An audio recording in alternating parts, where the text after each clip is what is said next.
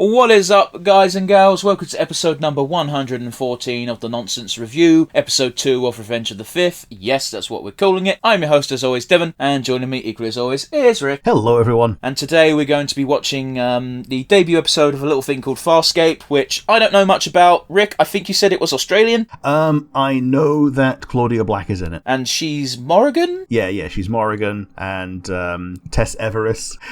Basically, a couple of roles in which she puts on an English accent because she's good at those.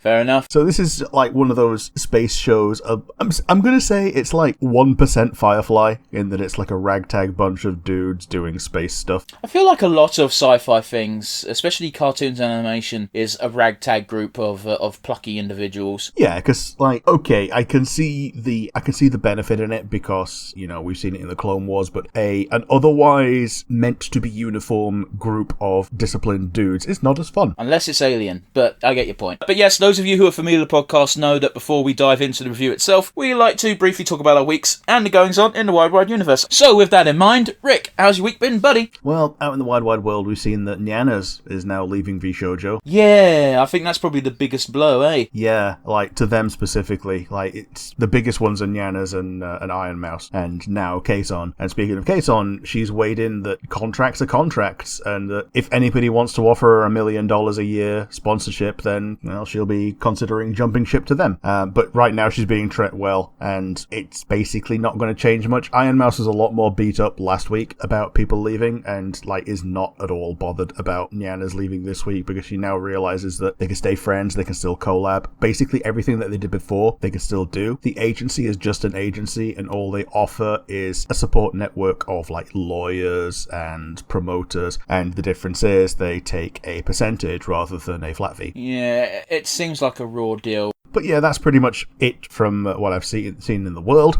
because I've had my head under a rock. The other thing that I did this week is I went to see the Guardians of the Galaxy. Before you get into it, can I ask you one question? You can. Rick's going to try and be spoiler-free as possible, obviously, mostly because I've not seen it yet. But the question I'm going to ask is, James Gunn said repeatedly before this film came out that this film's really not connected to the rest of the MCU at all. It's pretty much just about wrapping up the Guardians story. How true was that statement? I don't think I saw anything from the outer MCU apart from mentions of Thanos. Okay. Which are all topical because, you know, you've got two daughters of Thanos in there. Oh yeah, Gamora's back, isn't she? Yeah. Ugh. Yeah, it's past Gamora, and that's basically one of the main plot points. Yeah, you got past Gamora. Obviously, they weren't shy about reminding us about Adam Warlock. Still think it's weird having him show up after Thanos has been dealt with, but whatever. Yeah, Adam Warlock, I think, is only there to fulfill the... he's there to fulfill the post-credits teaser from not from season 2, from the second movie.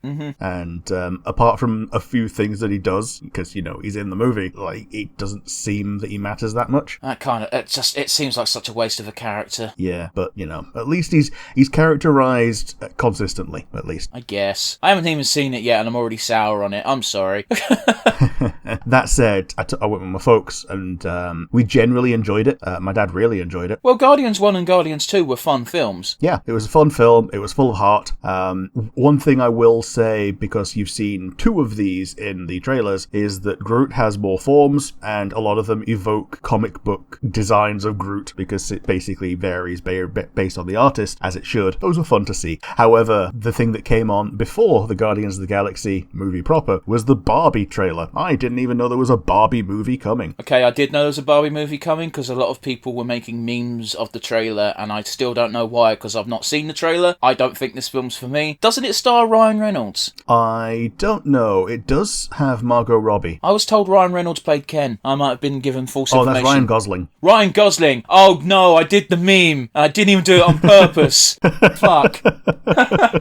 Yeah, this one's Ryan Gosling. From the trailer, it looks like they go to the real world, and Ryan Gosling just happens to be in Barbie's car when she goes to the real world. Okay. And one of the gags that they say is, "Hey, should I stay at your house tonight?" And Barbie goes, "Why?" And Ken goes, "Because we're boyfriend and girlfriend." And Barbie goes, "Okay, to do what?" And then there's a pause, and Ken goes, "I don't know." because, it's all sanitized and everything. Well, I thought they were going for the joke that obviously Barbie and Ken dolls don't have any genitals, so yeah, what would they do? I'll tell you what, it will be a fucking sin if this film doesn't have a cameo by Aqua. But yeah, there's multiple Barbies, multiple Kens. Obviously, they focus on the original colours, which are just the Aryans, but the other ones are in there too. I'm sorry, I'm sorry, did I just hear you correctly? Was that your way of saying they're all blonde and white? Not all of them. The ones that we focus on, the Barbie and the Ken that get focused on, are the blonde hair, blue-eyed Barbie and the blonde hair, blue-eyed Ken. I'm so unused to hearing the word Aryans in the wild, Rick. Without having very specific connotations that instantly make me uncomfortable. However, the thing that tickled me most about this trailer was that as soon as it faded to black, someone else in the cinema went, crap! But yeah, the Guardians movie was fun. I assume that the credits were written in alphabetical order because Quill was like 15th on the list in the credits. I've not seen the film. Was there a scene at the beginning of the film where it took forever for the Guardians to show up? Nah. They did the pre-Star Wars thing of showing who's in the film and showing who plays them the way that, movies used to do. But yeah, I think that's enough for me and my week. How have you been and what have you seen out in the universe? Well, on a personal note, it's basically summer weather. We were talking about it just before we started the podcast. I've got fucking horrible hay fever, so that's going to start for pretty much the rest of the year now. And other things I've done. I've finished Peaky Blinders, Rick. Ah, okay. I had a chat with my brother about a week ago, and he said, season 5 and 6 are really good. And I said, I gotta be honest with you, I kind of got bummed out at the end of season 4 because I killed off my favourite character. And my brother went, who? And I went, Alfie Solomons. And my brother had this look on his face, and I went, I can't say anything, but you should keep watching. I went, okay, sure. Season 5 is probably the best season of that show. The main character, Thomas Shelby, goes into politics, and he becomes, I'd say, it's not friendly so much as like he's forced to work with another member of Parliament, Molesley. And for those of you who are in the know, that's a real person. Yep. And this season of the show made me the most uncomfortable I've ever been watching television, because he was... Okay, if you've ever watched a alternative history sort of reality where Britain lost to Germany in World War II, almost every single time it's because that guy ended up becoming Prime Minister because he's a fascist as fuck. Sure. But yeah, I could go into it. If you've watched the show, you know what I'm on about. If you've not, you've not. But I found it a very good watch. Not necessarily a fun watch, but an interesting watch. And any show that can make me feel uncomfortable gets a bit of a tick, because it didn't make me feel uncomfortable because there was something gross going on, or overtly gross. Like, the implication of what was going on made my skin crawl. You know what I mean? Like you say, anything that can make you feel uncomfortable was well performed. I actually looked up the historical person, and the guy they got to play him, actually, it's scary how much he looks like him. So, good casting, good actor. That's kind of a moot point with Peaky Blinders. Everyone who's on that show acted very well. Season 6 was weird. In the first episode, they killed off a main character off screen, and when I was watching it, I was going, that's a weird thing to do off screen, because that's a very important character. And it turns out the actor died in real life between seasons, and basically the writers were like, fuck. Yeah, fair enough. I wouldn't be surprised if a bunch of plot beats got changed specifically to accommodate for that. Season 6 was weird. It was okay. I don't know if the show's finished, if you know what I mean. Okay, yeah, so like you've gotten to the end of what there is, and it's not entirely clear whether or not that they're intending to keep it finished. It's one of those where all the plot points have been wrapped up, but more stuff can happen if they wanted it to. So, like, there's stuff they can do, but I think everyone would be okay if they just stopped now. Yeah, I get you. You ready for some news? Yeah, let's shall. Alrighty, first things first, Rick. Fuck Utah. Oh, good. Okay. Pornhub has officially blocked anyone in Utah from accessing their website. Okay. So they recently ran some legislation basically saying you're not allowed to look at pornography, buy pornography, or access pornography in the state of Utah. So Pornhub blocked anyone with a Utah IP address from accessing their website with the message, please speak to your local senator.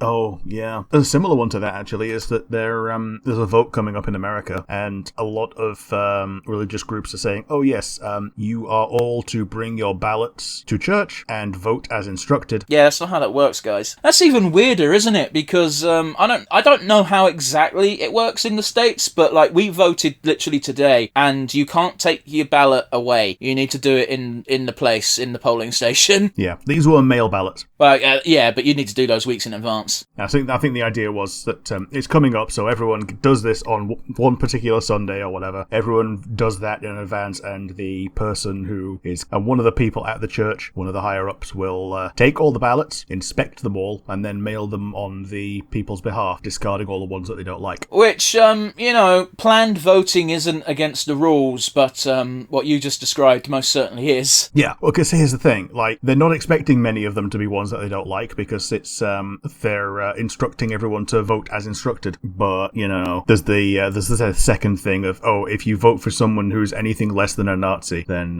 let's discard that vote, because we want to control women and control minorities and be free to murder people that we don't like. I was going to say, they don't want to control minorities, they want to exterminate minorities. Yeah. Let's not sugarcoat it, because I feel like some people don't understand just how much danger certain people are in. Yeah. I touched upon it before, Rick, but the writing strike is now officially on. Okay.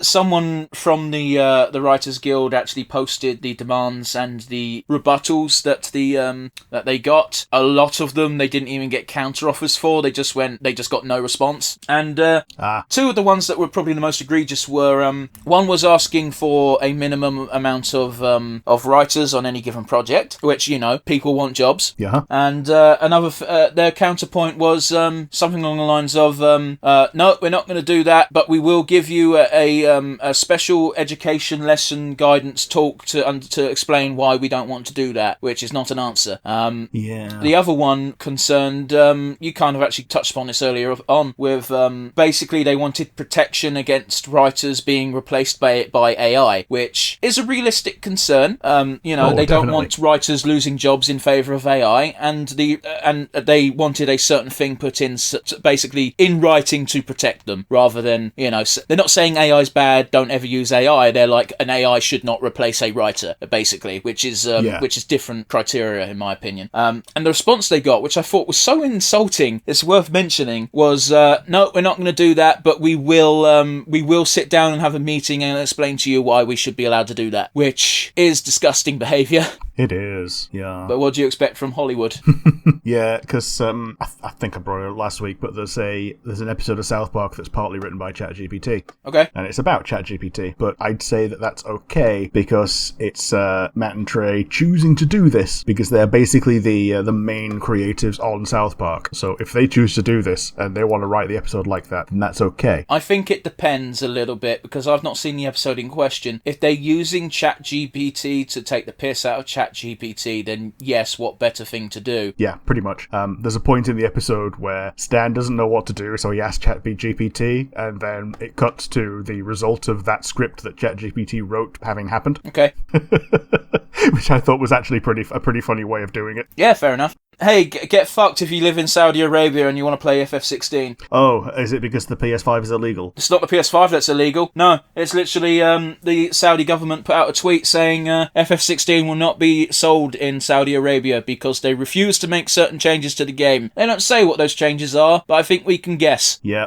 It's either alcohol, which they seem to be okay with if you pay enough money, or the gay, which... it's definitely the gay. They don't. No, it's definitely the gay. It's far from the first time Final Fantasy's had gay characters. Jesus Christ, Yeah, totally. I'm even wondering if F7 Remake's allowed it because of fucking Cloud's cross-dressing. Which is one of the most innocent things in the world. Like, the dude wears a dress and does a dance. Yeah, and it's it's ostensibly to make sure that your other female party members don't have to get ogled at. Oh, they don't care about that. It's Saudi Arabia. No, exactly. They're all for it. You can do more than just ogle as long as you pay enough. Anyway, I think we've suitably insulted that entire nation. Rick, are you familiar with the Flash fucking controversy? Oh, yeah. Is this about the actor? It's not. It's about the production designer. Oh, I don't know this one. It's tangentially related to the actor, so you're not a million miles away. The Flash production designer, Paul Austerbury, is quoted as saying, and I'm reading this verbatim, he believes the film will make people forget Ezra Miller's crimes and behaviour, which, yes. don't know about you, but it's literally the case of, oh, bro, you said the quiet bit out loud. Yeah. Ezra Miller has not been a paragon of virtue, and the only reason that they were not recast is because they were in nearly every scene of the movie, and it had already been pretty much made by the time that they were, discovered to have been doing crimes. Yeah, but there's certain crimes that you don't ignore, but you can kind of get over. But grooming is one I can't ever settle with. No. Allegedly. I've got to say allegedly, because they've not been convicted yet, but, fuck them. Mm-hmm. Not to mention all the other misdemeanors that they just keep doing. And I say misdemeanors, but these include assault and, quite frankly, outrageous behaviour that should not be tolerated just because you're in the movies. Yeah, it includes, felony breaking entry burglary for someone who is rich, which, it's just unnecessary. There's also another weird thing about this movie, in that all of this stuff was done, sealed, signed before James Gunn became the creative director, and it means at this state we don't even know if anything that happens in this film's gonna matter, so what would have been the harm in shit canning it? It's the Flash! Yeah, no one's gonna be totally. fucking knocking down doors because they need the Flash movie. Yeah, totally. Oh, fuck me. It's not even Wally West, the best Flash. Well, what they're doing with this is they're using this as the vehicle to do the James Gunn reboot. Well, okay, I'm not a movie exec, I don't have anything to do with Warner Brothers, but they really should have cut their losses on this one. Yeah, because, there's so many different interpretations of the DC universe that people are not expecting a coherent universe at this point. Look at the number of Batmans. People just accept it. There's a new Batman. Whatever you know about Batman is probably more or less true, and you just come in at this Batman's life at this particular time, and it should be the same for all the other DC people. It doesn't work that way, Rick, because, again, Marvel ruins everything by being Marvel. Yes. Because the Marvel Cinematic Universe is oh, it's a cinema, it's great, and so everyone's we want one. But it's even even people who are massive fans of Marvel are getting fucking sick of Marvel. Yeah, that's the one thing I will, okay, I've said a couple of things already, but one thing I will say about Guardians is that it breaks formula. It's its own thing. You can probably watch it having only really watched Guardians things. I mean, the same was true of Guardians 2. And in Guardians 1, I don't remember having any connection to other films apart from the fact that Thanos appeared for 2 seconds. But Thanos doesn't need to have connection to the rest of Thanos' mythos, because Thanos is just a character's dad in this. Yeah, totally. And it's the same in this, but there's so much more heart in one movie here, and it shouldn't be the exception to not feel burned. Well, you're right, but when you got to bear in mind we're gonna get more superhero teams that aren't the Avengers. The problem with starting with the Avengers is pretty much fucking everyone anyway. Yes. Everyone's been an Avenger for 5 minutes. There's a comic book strip between Moon Knight and the Punisher where the Moon Knight says, I'm an Avenger now, and Punisher went, who gives a fuck? Everyone's been an Avenger. I was an Avenger. I'm pretty sure Dracula's been a fucking Avenger.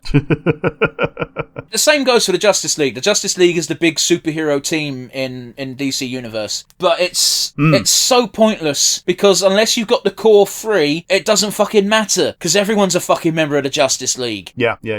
Anyway, enough ranting about comic book shit. Let's rant about real life shit, shall we? I'll try to keep this brief, Rick, because I know you don't really like me talking about the royal family, because it's the same message again and again. But fuck it, I rarely get to talk about it on the podcast, so let's fucking go. Yeah, this is the last one before the coronation. It is. By the time you guys listen, the coronation would have been and gone. But yes, we've got 2 days before that's happening.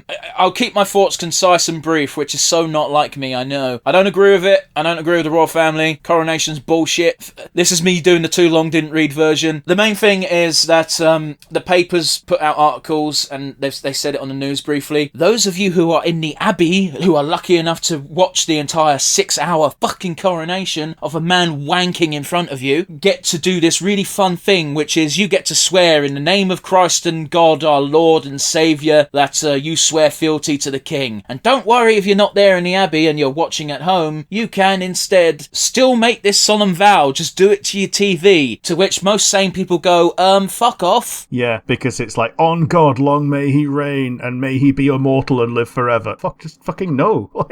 I've made it no secret, Rick, specifically to you, so much so I'm pretty sure you're sick of it, where I want the royal family to go away and fuck off. Like, literally, go away and fuck off. Anyway, I'm done. I'm over it. Is there anything you want to add, or do you want to just get to the review? No.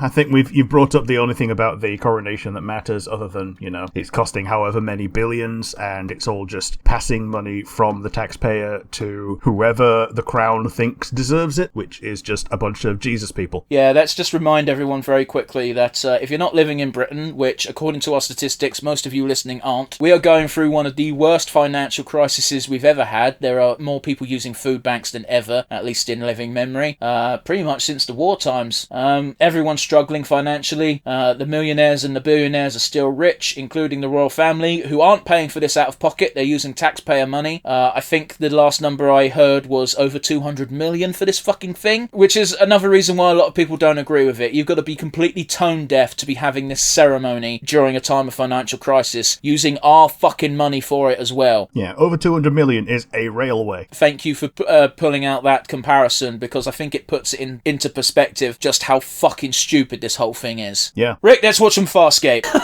Yeah, let's shall. Okay, so Farscape. I don't have the episode title. You do. It's just called Premiere, so it sucks.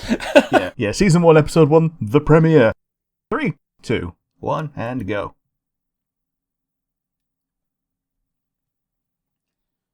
Yeah, I've seen some pictures because I went on a slight wiki dive just to get more information than none, and some of the aliens look weirdly attractive.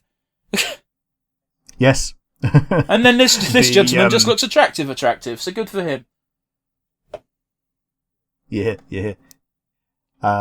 There's the goth lady is one that everyone was thirsty for back in the day. Yeah, all you had to say was the word goth.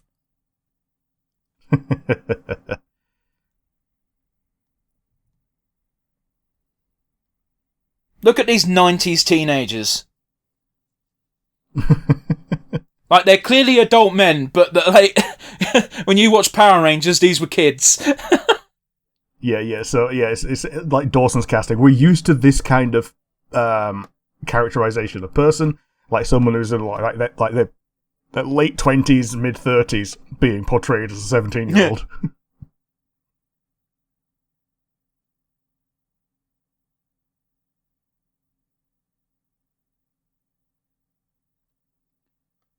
So, what is IASA? Because NASA is... I don't even know what NASA stands for, actually. I know it's Space Agency at the end. I think it's Space Administration, but yes. It's either North American or Northern Atlantic. Which is weird, because I'm pretty sure it's just the States and it doesn't include Canada. No. We won't bring up how one of our friends needed educating on South America, shall we? The fact that it existed. Let's not get into it, because I don't think they'd appreciate it. Although the funny thing is, just us mentioning it means that between our 4 friends in that group, they could probably deduce who we're talking about.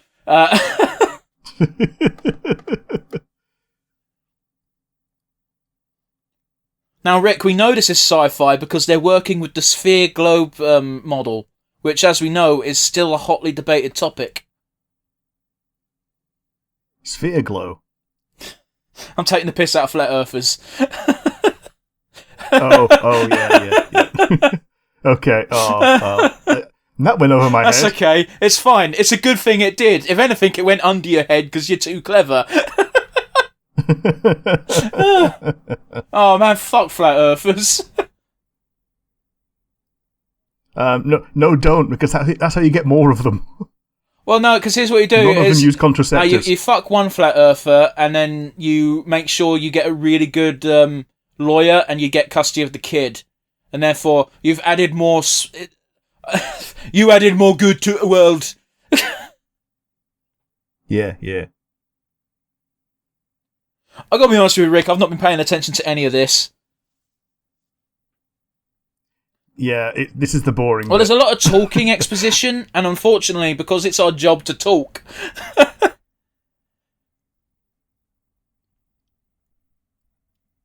So this guy I think he gets shot into the future or something.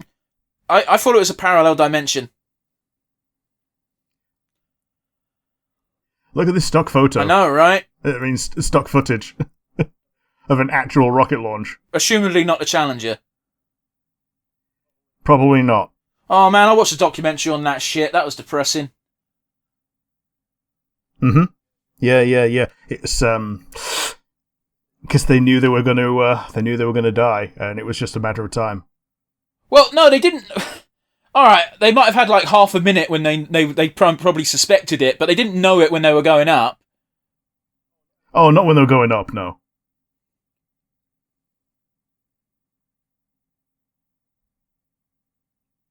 Hey, CGI!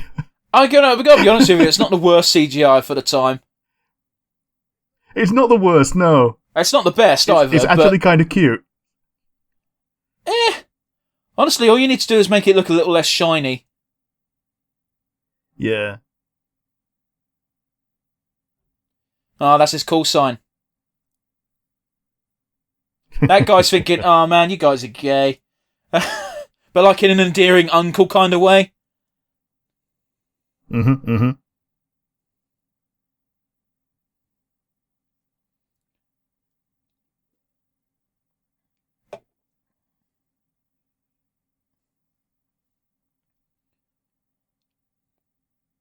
I don't think it's technically possible. I'm not a scientist, and I certainly am not very good at physics. But I'm pretty sure you can't use the Earth's gravitational pull to slingshot yourself to make you go faster. You certainly can't do it with modern-day technology. Yeah, the idea of slingshotting is not to make you go faster, it's to make you go the amount of fast that you're going in the direction that you want. Okay, but they used the word faster in this. Yeah. Right. Well, it's because basically you got to escape the Earth somehow, and that normally means by, using speed. You can't fucking abort when you're in the middle of it!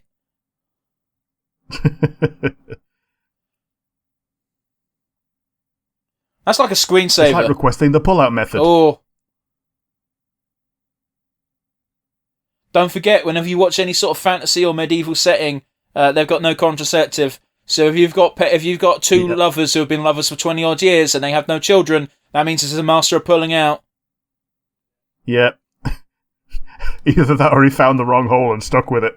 Double down. Well, you say that, but like one of the states, some states have such poor sexual education that there's been multiple times of people, multiple reports of people going to the doctor saying, "Look, we can't get pregnant, we don't know why," and they have actually been fucking the wrong hole.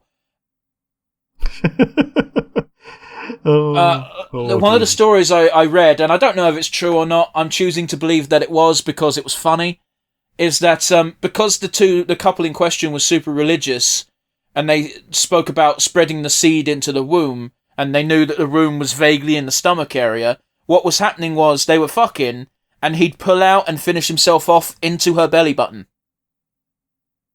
So he had the right he had the right hole. But before finishing, he'd pull out and put it in the wrong hole. There's not even that much of a hole. It's just a divot. Yeah, but it's like... sexual education is fucking important. That's all I'm saying. Yeah, absolutely. 100%. So that 7 minutes was all fucking preview. This looks to be the main credit scene. Yeah.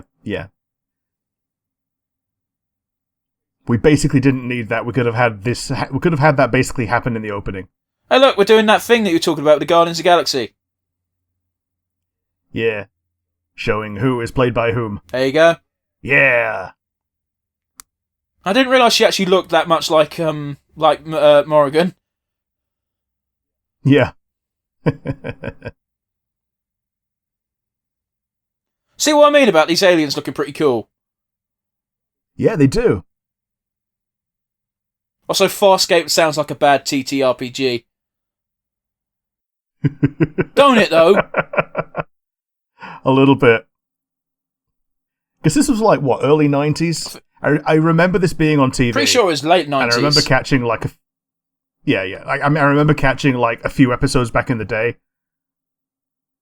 Let's have a butcher, shall we? Apparently, I left it long enough in between episodes that I had to basically adjust myself and figure out what the hell was going on now.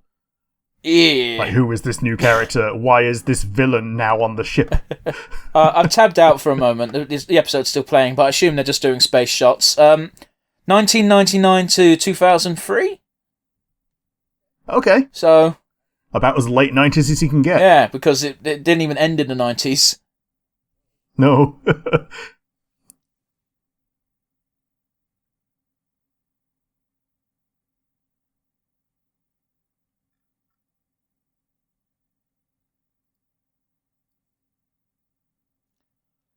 I give the dude credit for not freaking out nearly as much as he should be freaking out. All thanks to his spaceman training. Man, did you see they released photo of the crew for the next space mission from NASA? I don't think so. They're sending them to the moon, and boy, is it nice to see that it's all not just a bunch of white guys. Yeah, fair enough. I think they've got 2 black dudes and 2 women and 1 white dude. I don't know. I'm doing it off memory, but you know, it's nice to see. Like, look at that picture and then look at the picture for the first mission to the moon, and tell me if you can see a difference. Oh, totally. Like, people are moaning about the all-female space mission. I didn't know that was a thing, but okay.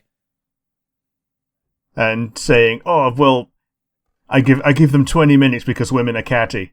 You know, as if men having their pride insulted are not the most fragile human beings on the planet. They're fucking professionals, bro. Fuck off.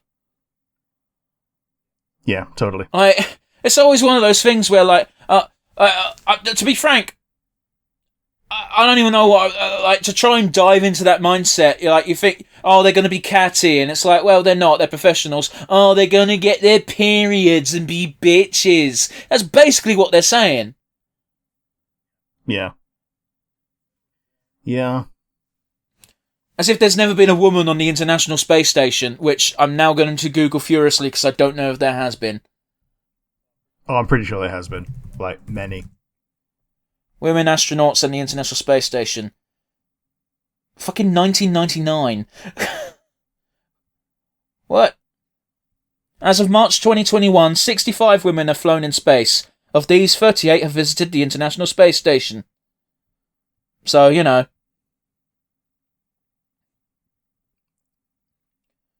Well, Crichton just got shot, but it wasn't fatal. They've been in space since the 80s. And by they, I mean women. Yeah. It's a lot less endearing than the little rat droids in Star Wars, isn't it? Oh, yeah. that Vader comic you posted the other day. I fucking love it, though.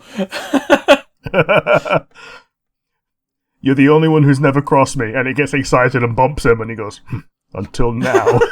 I don't even know if that's the real words, but I've got to imagine it is. Look at this Chewbacca-looking motherfucker. He's like... He looks a bit like the picture of human Knuckles that's on Google. A little bit.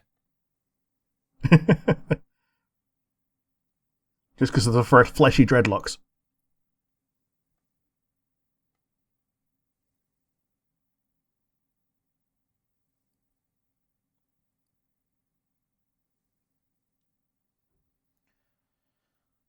Is that translation goo?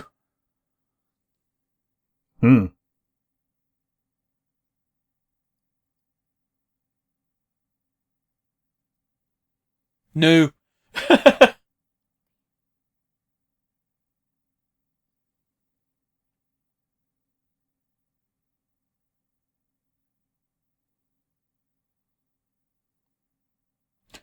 Like, you're grabbing his throat really hard, bro. Maybe loosen up if you want answers. Yeah. Oh, yeah, the pilot, I think, is the coolest with the aliens, because it's, like, the least human looking. Yeah.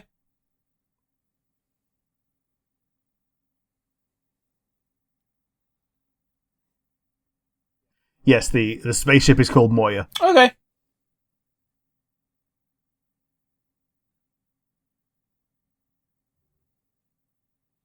That's a shit plan, bro. Yeah. Oh, it's a Yoda. But it's, Yep.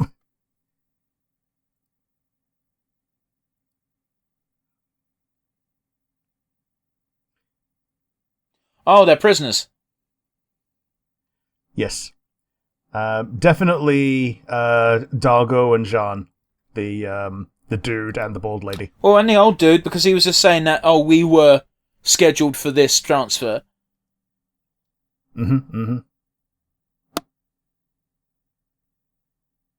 That's some shit fucking... That was shit looking, I'm sorry, even for the 90s. Yeah. But yeah, the Yoda guy apparently was he was an emperor of some kind, and he's been in prison for, like, over 100 years. So yeah, Yoda.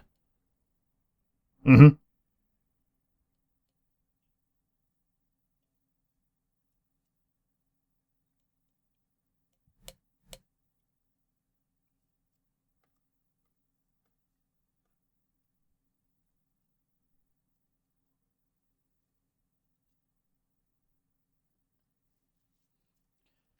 We're being quiet, guys, but that's because there's not much to really talk about. Like, the visuals are pretty impressive for the 90s. Yeah, they are. Like, the CG looks better on that big ship than it did on the little human one. Yeah, because they got more space for textures.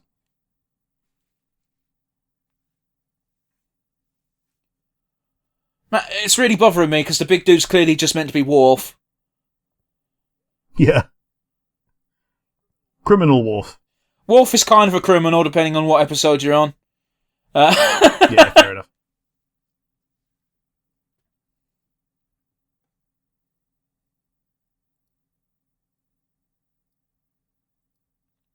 Rick, you're into starship porn. What's your opinion right now? It's a reasonably good-looking ship. It wouldn't be the one that I choose from a shipyard if I were going to steal one. Oh, look, they have hyperspace. At least it does have a hyperdrive. Yeah. Fucking, you can tell that Rick and I have got a similar level of sci-fi knowledge, generally speaking, because we both instantly went there. Yeah. Well, it's either going to be hyperspace or warp space. Yeah, and we're going to say hyper because we're Star Wars nerds, not Star Trek nerds. Yeah. Look at this evil-looking motherfucker!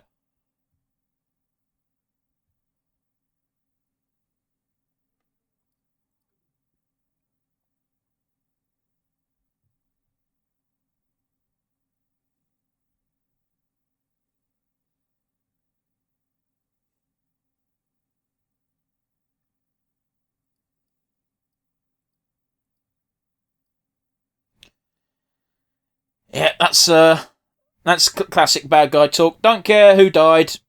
Mission, mission, mission. Yeah. Man, look at his like bad 90s ponytail. We all had them. Well, I had a ponytail in the 90s, but I was also 7, so I think I'll get a pass.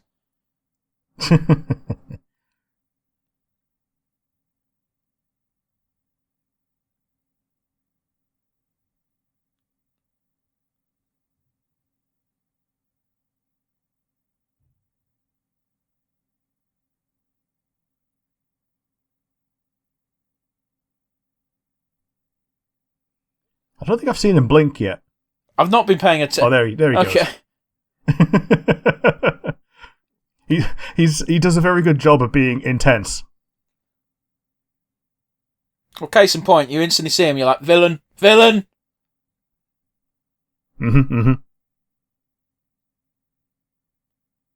I'm really finding the blue lady quite attractive.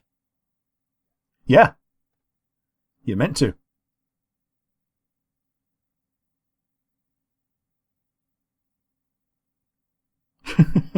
Yeah, the ship is sentient. Okay. Ugh. Was there any fucking need for that? Yeah. He's a little shit. Okay, that's different. Wasn't expecting... Okay, that's literally the fucking, like, Vulcan nerve grip, but with the tongue. Yeah. The Vulcan tongue lashing. That sounds like a sex thing. Well, we talked about tongue lashing earlier this week. Yeah, and he got laughed at for that fucking name, don't forget. Yes.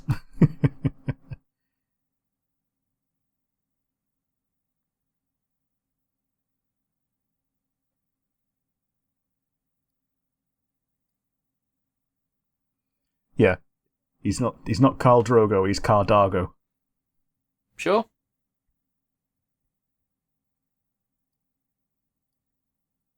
Oh, she likes cock, okay.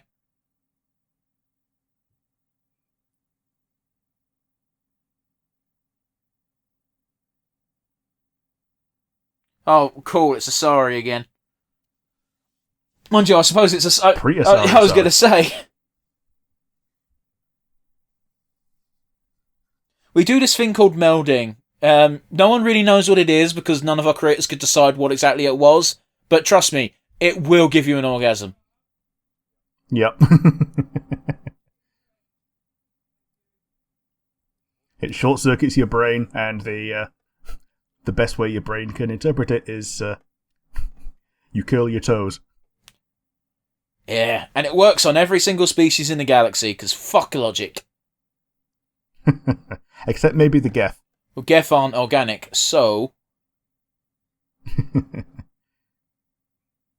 Boy, they didn't fucking wait long for these two to get hook up, did they? No.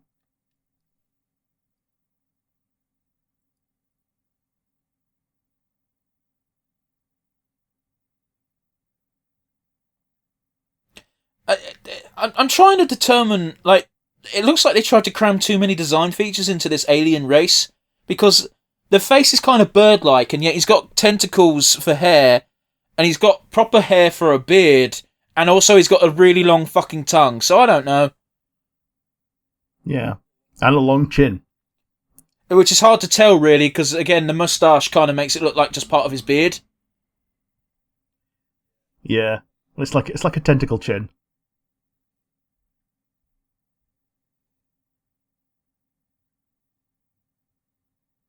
Oh, I just realised he's got fucking, like, rings in his collarbones. Yep.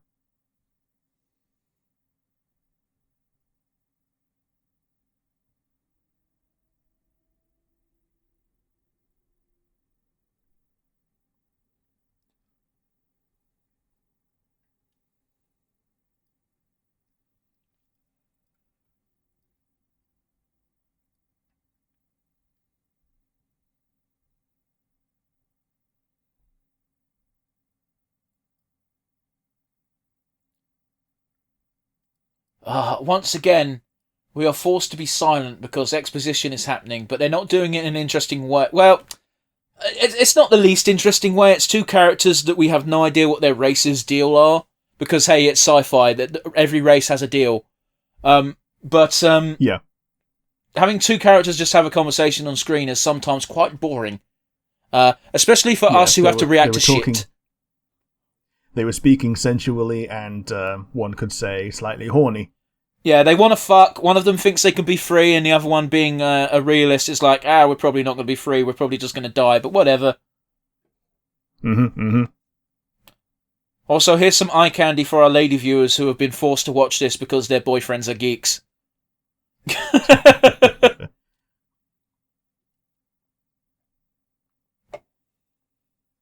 Yeah, apparently it gets really raunchy, which is why it was shown after like 9 p.m. Sure. Dominata, and that means their race is based on Romans. Hmm.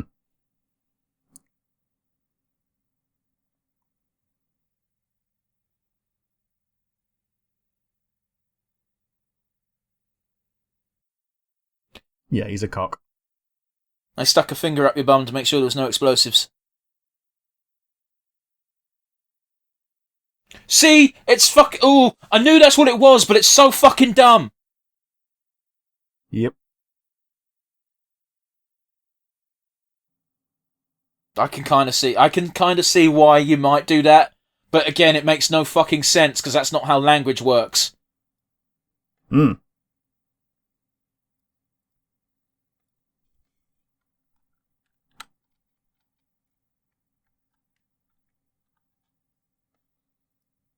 Why'd you put him in a room with him? How come you stripped him, but not this guy? Because it's got to be. It's got to be a surprise that it's Claudia. Yeah, Black. I just clocked on that that's probably what occurred. But still, why would you give someone armor and then another person in the same cell, no armor. Because guess who's going to win that fight? He's like, oh... And he just thinks she's a human. Oh, woman, me horny, me fuck. Ow. That was visceral.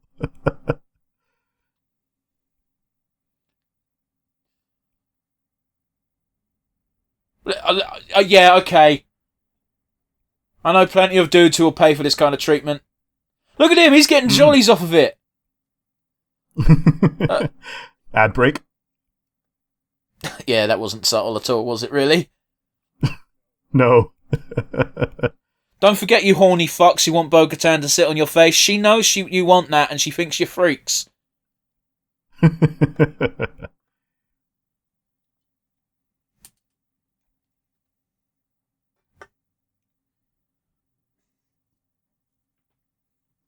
Oh, fuck me. Yeah. So she's even doing the Morrigan voice here. Yeah, I know, I was just going to say it because I'm getting a little bit horny. I'm sorry, Claudia. What's her name? Claudia Black?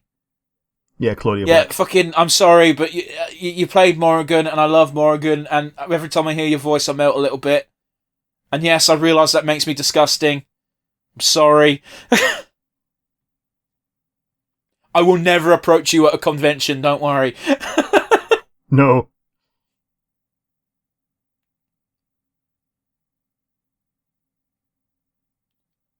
Like, you hear Carrie Fisher tell that fucking awful story of some guy approaching her when she was just shopping one day, and he just went, from the age of 12 to 22, I've thought about you 4 times a day. And it's just like, even if you have a celebrity crush that you fucking bash one off to, why would you ever go up to them and tell them? Well, A, she's used to it. B, it's even worse when people at school did it to her daughter.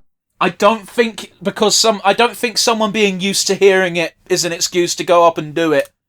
Oh no, absolutely not. Like, he wasn't even the first by far. Well, but by all definition, he was the first, because this is the story she told on Graham Norton about the first time it happened. Oh, okay. But yeah, it's like, don't do that. Like, I don't have many celebrity crushes, but if I had a chance to meet a celebrity crush, I'd probably just say no, because I don't want to accidentally be a fucking weirdo. Like, I think I've told you before, I have a man crush on Mads Mikkelsen, and while I don't want to fuck Mads Mikkelsen, I have no doubt I might sound like a twat if I ever spoke to him. True enough. I'd be that arsehole who has to ask his friend to get an autograph on his behalf because I don't want to freak out the celebrity.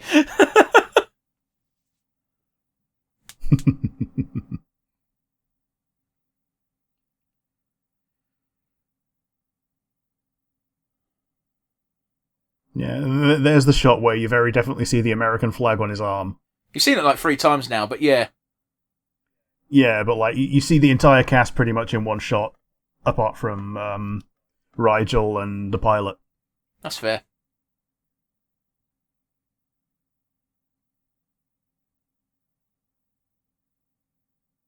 I wouldn't be comfortable being inside something I knew was alive. Okay, that sounds fucked up. I wouldn't be comfortable being in a car that was alive. Like, if I was like, we're going to give you a ride to the airport, here's Lightning McQueen, get inside, I'd say no. Is there any other non-sentient vehicle I could use? Yeah, plus it's unclear where all the car parts are in the cars, and where all the organic parts are. Like, is the entire, like, car cockpit full of its brain? Like, here's the problem with movies and premises like Cars and Toy Story, and that is, the more you think about it, the less it makes sense. Or if you try and make it make sense, it gets real fucking cosmic horror-y real quick. Yeah.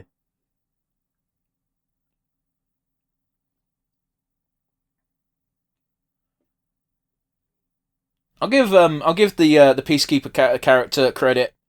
She's already assessed that this dude is not on their side. He's not necessarily on her side, but she now knows that she can use him as assistance because everyone else is being so fucking antagonistic to him. Yeah, the whole enemy of my enemy recruitment. Yeah. Avenue. That being said, like, the adage of the enemy of my enemy is my friend is bullshit. The enemy of the enemy is my enemy's enemy. It's not... You don't automatically become allies. Yep. That's one of the things I liked about... The enemy of my enemy is useful information. Um, it's useful information at best to know that you both hate someone. Yeah. Case in point, I remember the Dawn of War Winter Assault expansion.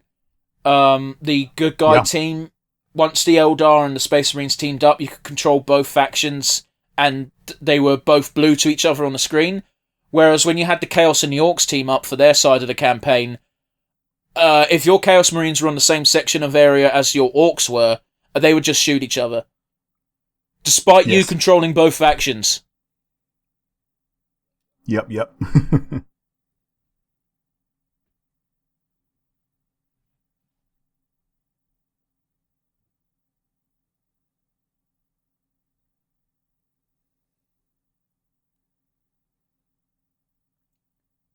That's I know it's played for yucks, but that's actually an interesting thing to play with.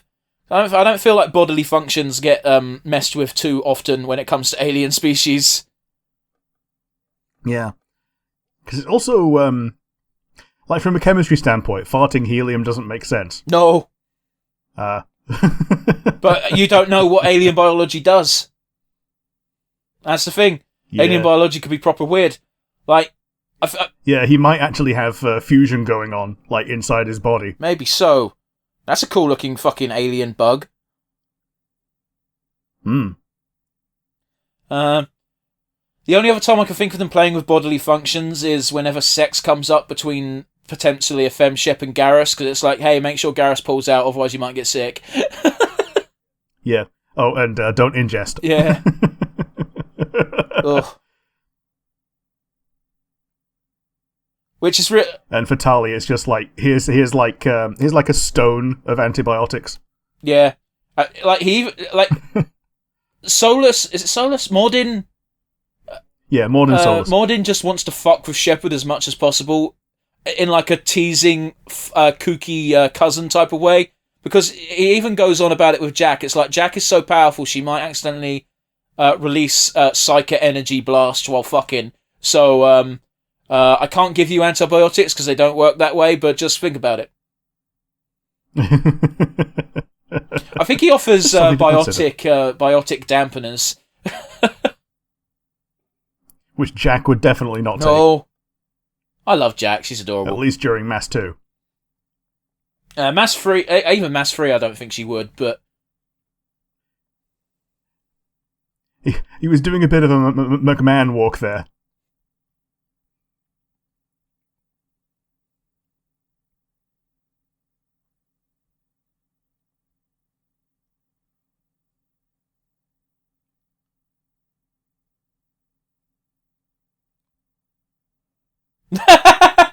I love how quickly he did a U-turn. I don't blame him.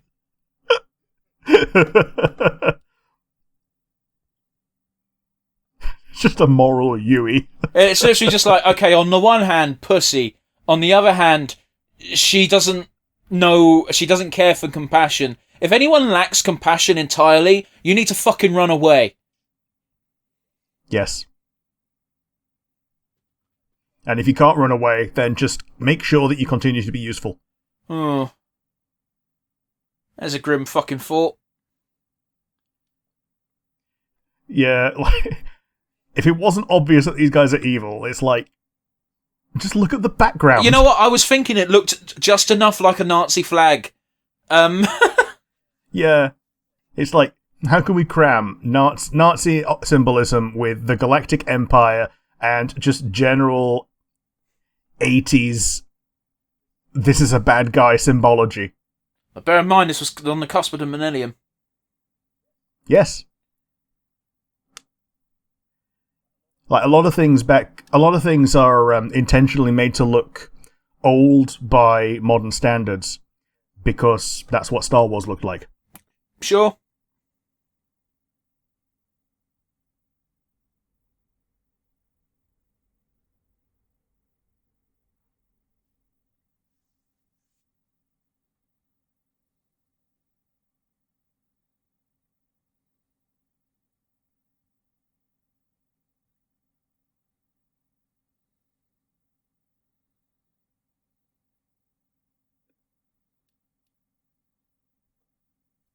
Like, clearly influenced by both the bugs from Super Troopers, or Starship Troopers, I forget the name, and a mix between that and the Alien Queen. Yeah.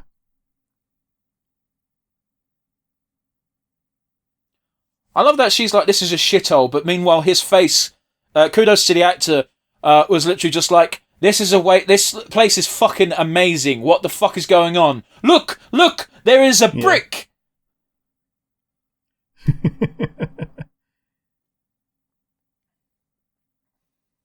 That's a big fucking sword. Yeah, this is space and he's still wielding a greatsword. Well, the Klingons do it. Yeah.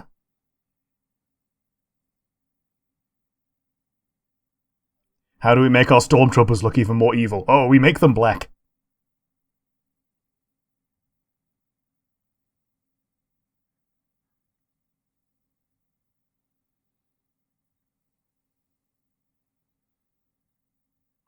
Oh, he only has time to lick one of them, apparently.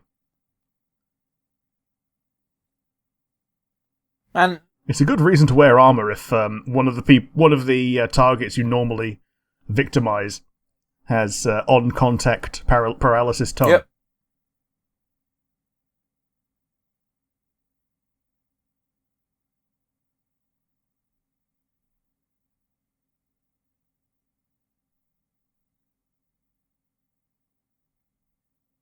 Called Earth.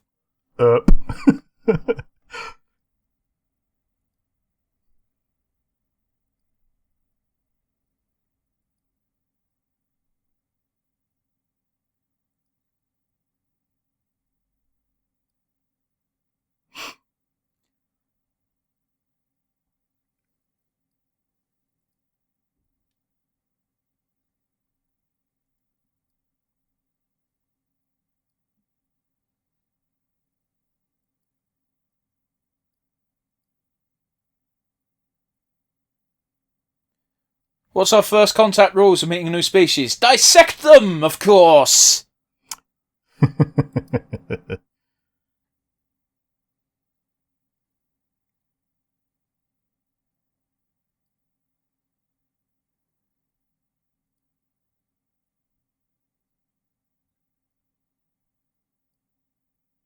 20 minutes? Alright, actually, let's have a look at the runtime. Yeah, about 20 minutes. Yeah.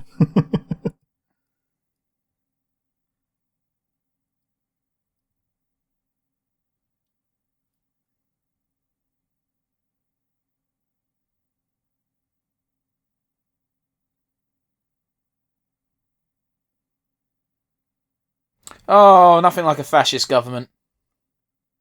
Hmm. This isn't even a government, this is just a fucking Peace Corps. They're called the Peace Corps, Rick! Yeah. That's a cool looking alien. And it's the not Scarans. They're the peacekeepers of Turnanog. the Sebaceans. Yeah, the Sebaceans are basically humans, but they're weak to fire and strong at everything else. I don't know what you're on about. The humanoid non-humans. As in, the humans who are clearly humans, but are not humans. Okay. When did we establish they're weak to fire? Apparently it's just in the lore. Well, I didn't think you'd watched this before. I've watched a couple of episodes. Sure. But I also like the fact they're weak to fire, because, you know, normal humans aren't. Okay, but these are apparently, like, super weak to heat in general. Okay.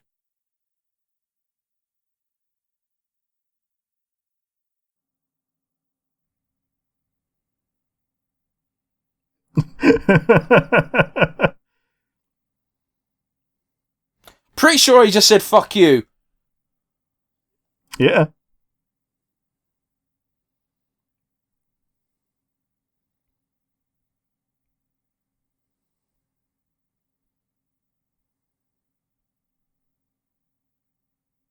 Like, I don't know why the two people are so scared, because they just witnessed what happened and can quite clearly tell he does not know how to use this weapon. Yeah.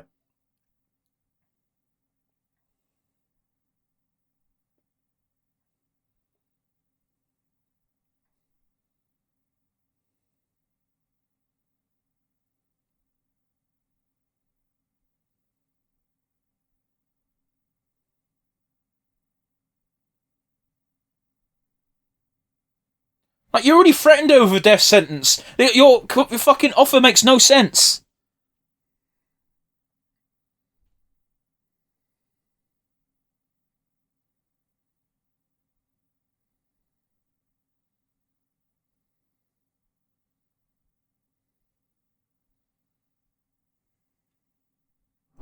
I'll take you, you're manageable.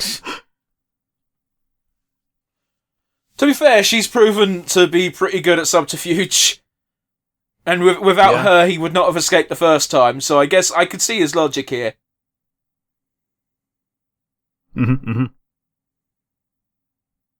You're gonna die! Yeah, you will. By the end of the series, you will. We also saw the fucking opening shot, the fucking... the title sequence. Yeah. It's a rather horny series.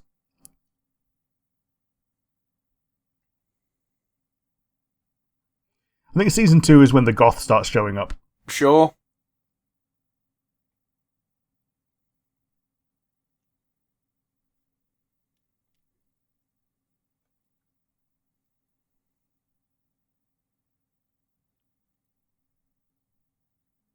Need to kill that creature.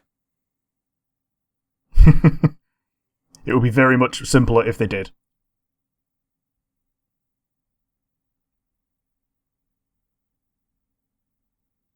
Metras. They didn't really try with that one, did they? No.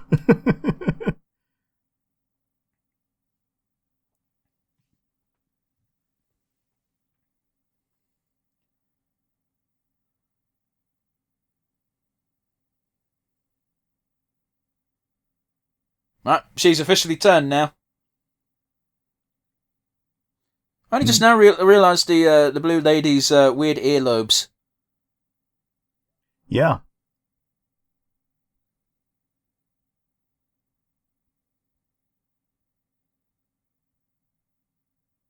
I'd also like to know what the fuck he's thinking right now, because I ain't got a fucking clue. He's going to do a slingshot like he did at the beginning of the show. Oh, so he needs the paper to do the math. The calculations by hand. I think I've told you this before. This is one of the most badass ways a scientist can be a badass. Is by doing complicated math in their fucking head. Yeah, with only a little bit of help from writing some of it down so they don't forget what they've thought about 10 seconds ago.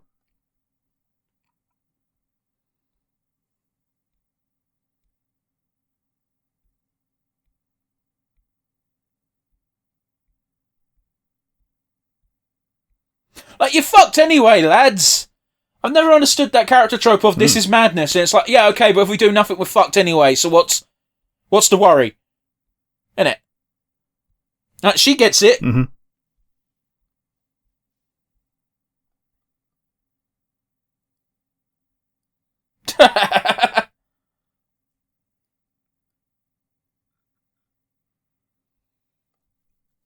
Look at that custom fucking joystick.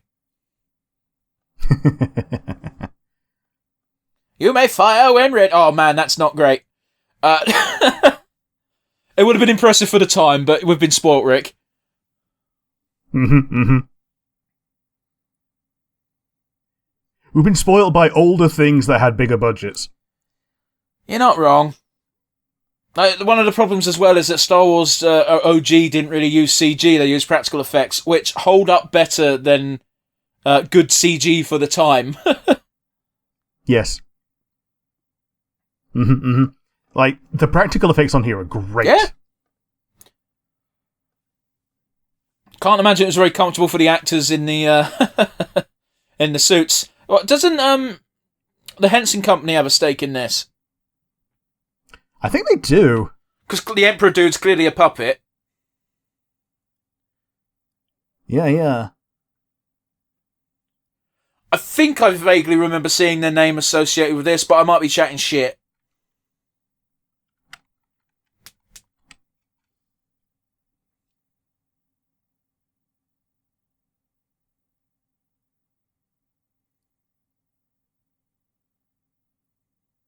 Yeah, produced by Jim Henson Productions and Hallmark Entertainment. There you go. say what you will about Jim Henson and the company, but like they do one thing and they do it well. Yeah. I even said it when we watched Dinosaur. Yeah. Yeah. Like, obviously they've come a long way since Kermit. Yeah. But Kermit's got its own charms with its simplicity. Oh yeah, totally.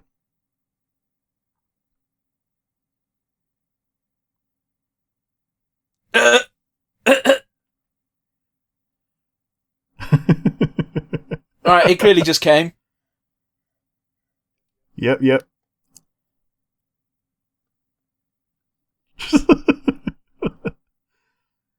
Oh man, that would be so fucking weird, wouldn't it? You just come in front of everyone and everyone knows you just come. And you just got to pretend you didn't.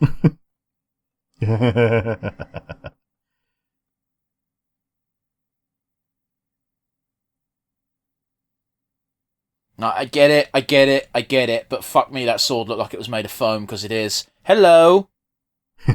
Yes, hello indeed. Yeah, she's the main source of fan service until the goth shows up, and she's even more fan service. She looks like she needs a tail. Yeah.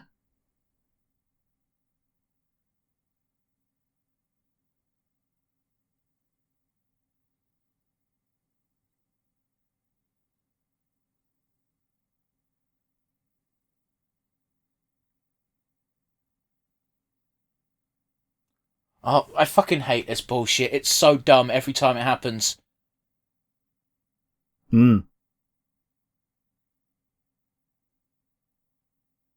just saved all our lives. Yes, but I hate you because you got to come before I did. Like, that seems to be what it's actually about, and it annoys me. Like, he wasn't that... he wasn't that antagonistic a moment ago.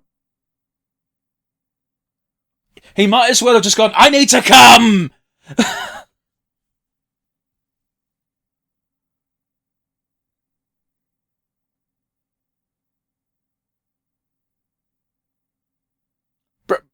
How long's passed? She's speaking as if it was weeks ago, but it was only like less than 5 minutes ago on screen time. Yeah, it's one of those things, like, I know in Star Wars, hyperspace is loosey-goosey. Like, it's either instant or it takes, like, days.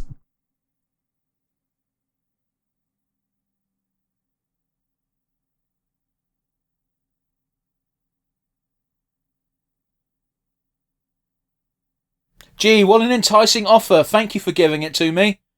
You should ally with me and not someone else. By the by, my alliance comes with strings and those strings can be severed at any time because I don't really like you. Yeah. What a great deal. Yeah, it looks like the only one you can trust is going to be this droid that you may or not be about to repair. I assume he's fixing. Ah, duct tape. When in doubt. Yeah, when in doubt, duck it.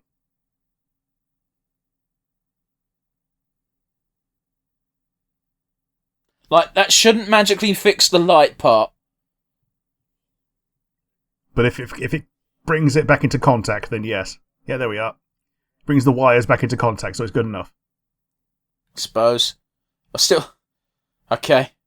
If there's more than one of this droid, then that has been done for one reason and one reason only. Yeah, to ensure that you know that it's that droid.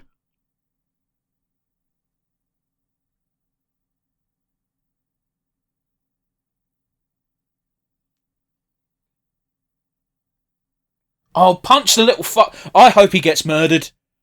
Like, every time he's on, he has got none of the endearing qualities of Yoda, and yet he's more of a troll, so he can go fuck himself. Yeah, he needs an axe kick to the top of the head. And change. Yeah.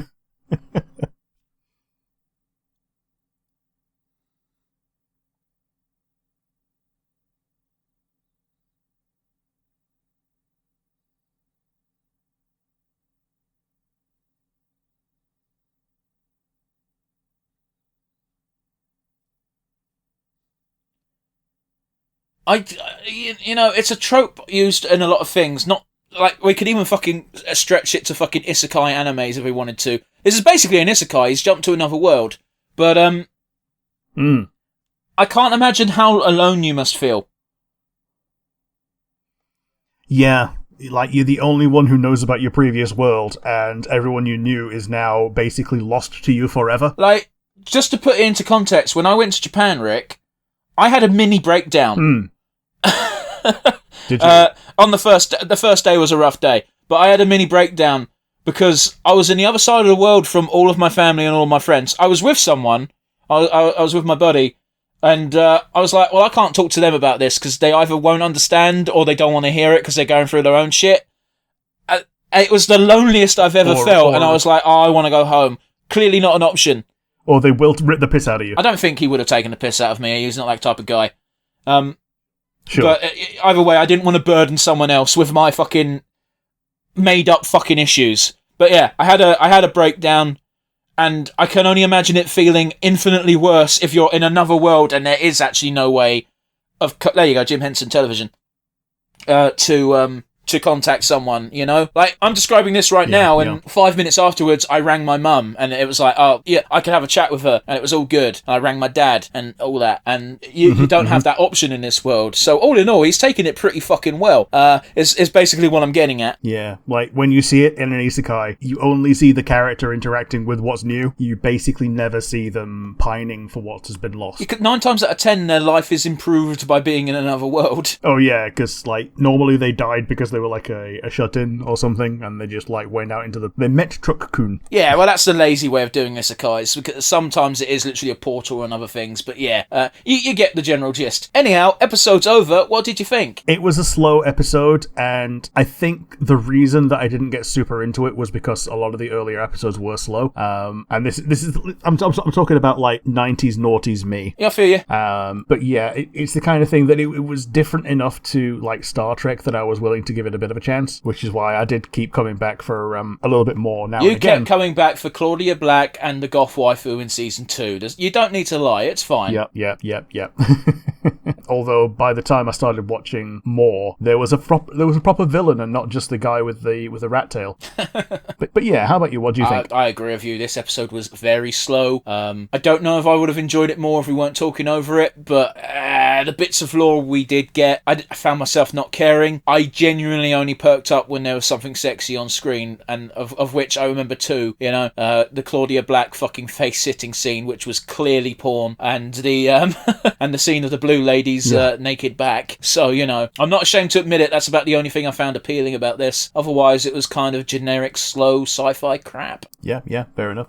Is that a bit harsh? Perhaps. Anyhow, do you have a favourite moment for me, Rick? I would say, just because of how cool the shot looked, it was when we actually saw the pilot's room in real time, and not just like a close-up of the pilot. I absolutely agree. The pilot was, I think, the best puppet.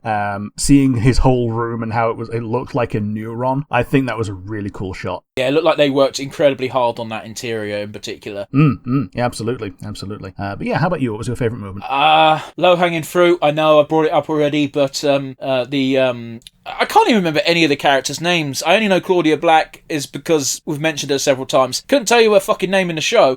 So yeah, the blue lady doing her naked meditation, and yeah, that was 2 seconds in a 50-minute show. Go figure. Man, even the pilot's room was also a 2-second shot. So yeah, like these favourite moments being short. Part of it is because the episode was it was long and slow, and you could tell that they were doing things in bite-sized chunks because there were so many obvious ad breaks. Yeah, here's the thing is, I think slow and long is very useful from the time period it came from, because you'd be watching one episode a week and you'd have to have it tide you over for a week. We live in a modern age, Rick, where more often than not things come out and it's like, here's the whole series in one day, go watch it. Yeah, that's the Netflix way. Obviously Disney does it a bit different. They still do weekly releases, and I think it's to their benefit. Yeah, I think the part of that is that it gives chance to, you know, like, and we've done it ourselves. It gives you a chance to theorize in the week between, so watching something live is an experience. Yeah. We do also know that Disney does it because they want you to spend 2 months subscription on a thing instead of 1 month, but... Everything's more than 4 episodes because they want you to spend multiple months, and if they make it 8 episodes, then you're probably going to time it wrong and have to pay for 3 months.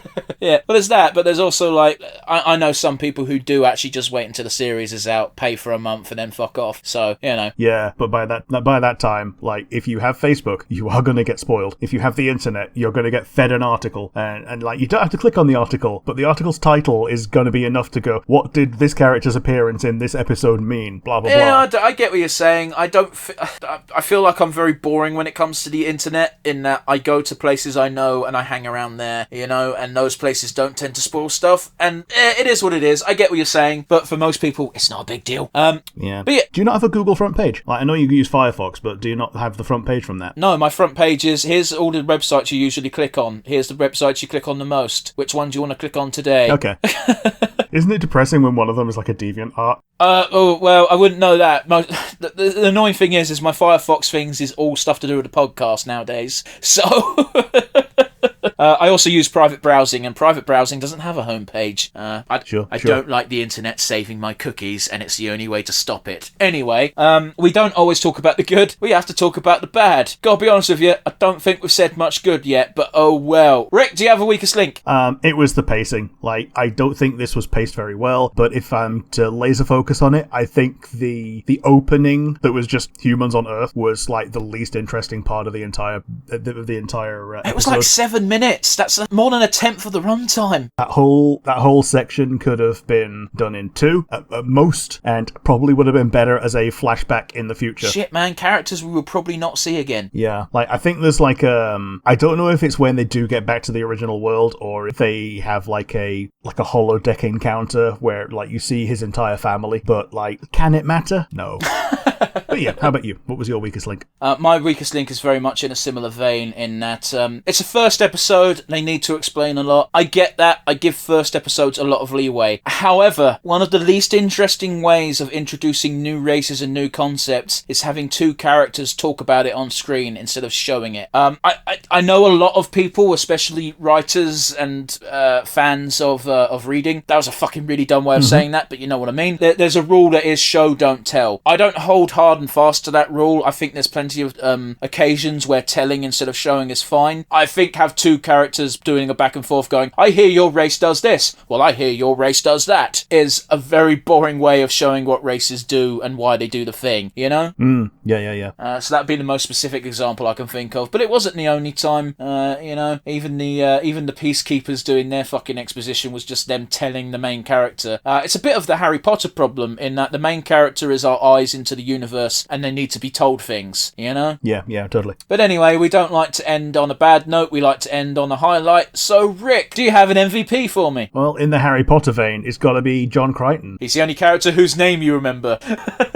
No, I've got them all. Aaron Soon is Claudia Black. Jean is the Asari lady. Dargo is the cool-looking alien guy. Rigel is the dickhead alien that we all want to kill, and Pilot is just called Pilot. Yeah, you're not wrong. Fuck that thing. But yeah, John Crichton.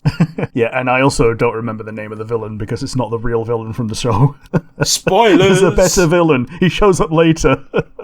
This one's probably not going to last long. Either that or he does, and I'm just misremembering things because the other villain just steals the show all the time. Yeah, he might be an underling. He might be like a guy who's under Darth Vader, who's under Palpatine. Oh yeah, it's like it's not even the Tarkin of the series. That's giving him far too much credit if you said that. No, he's not even the Tarkin of the series. And yeah, Tarkin shows up in like one movie properly and another movie as a CGI recreation. He's also in the 3D animated shows. Oh yeah, he's in Rebels a lot because like that's when he matters. He's in the beginning of Bad Batch, motherfucker. Yeah, he is.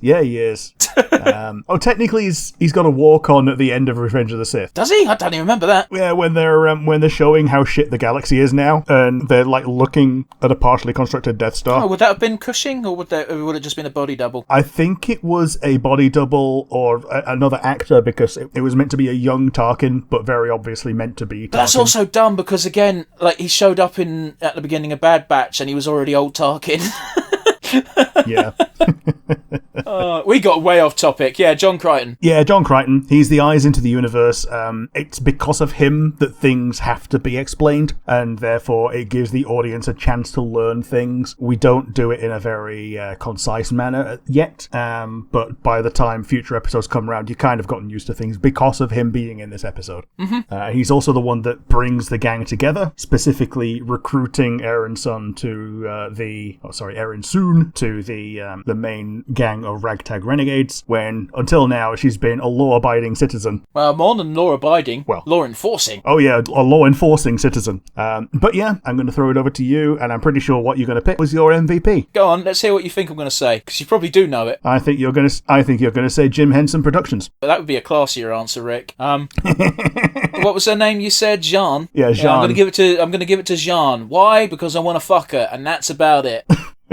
Yeah, she has no nudity taboo. I'm sorry for anyone who's expecting something classier from me. I do try to be classier than that. I really, really do. But fuck me, was this not... it wasn't very gripping. I will give an honorary mention to what Rick said in that Jim Henson Studios. You did it again. Your puppets are awesome. I don't even know if they're still in business or if they're just a name under Disney nowadays. I think they are still in business as a Disney subsidiary. Which means they're not really. I could be wrong. If they're owned by Disney or run under the name of Disney, they're not real. But yeah, that's it for Farscape episode 1. We're sorry if you like Farscape, but the first episode is a stinker in my book. Join us again next week for more Revenge of the Fifth. And comment section down below. You know the drill. If you don't have the YouTube and want to send us an email, that email address is nonsensereviewuk@gmail.com. Once again, if you didn't hear me the first time, nonsensereviewuk@gmail.com. See you guys. Ta-ra.